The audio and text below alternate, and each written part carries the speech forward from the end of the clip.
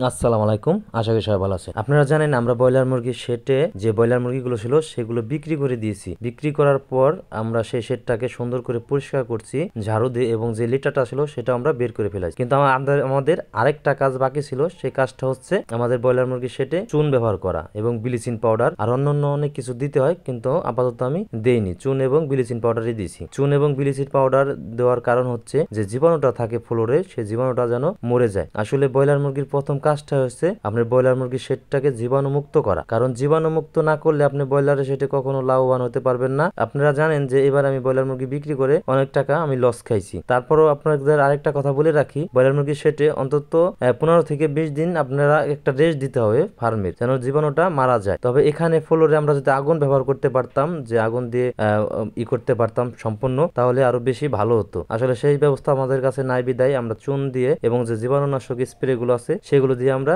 সবসময় চেষ্টা করি ফার্মটা পরিষ্কার রাখা। আর সবচেয়ে বড় কথা, সবসময় পরিষ্কার রাখতে হবে ফার্মটা। এবং হয়তো এবার আমি আবার মুরগি উঠাবো একটা আশায়, যে হয়তো এবার লাভ করব। আসলে এই লাভ লস ব্যবসায় আছেই, তবে ভেঙে পড়লে হবে না। আসলে আমি নিজেকে নিজে সবসময় সাহস দেই, আসলে দেখি কি হয়, পরে চালানো হবে কিনা সেই চিন্তা ভাবনাই করি। সবাই আপনারা আমার জন্য দোয়া করবেন এবং আমাকে একটু সাপোর্ট দিবেন। আসলেই সারাদিন আমরা কাজ করি এই আশায়, আর পশু পাখি নিয়ে কাজ করা আমার খুবই ভালো লাগে। তবে ইনশাআল্লাহ পরবর্তীতে আরো অনেক সুন্দর সুন্দর আপনাদের ভিডিও দিব। সবাই ভালো থাকবেন, আমার জন্য দোয়া করবেন, ফাইজের সাথে থাকবেন। আসসালামু আলাইকুম।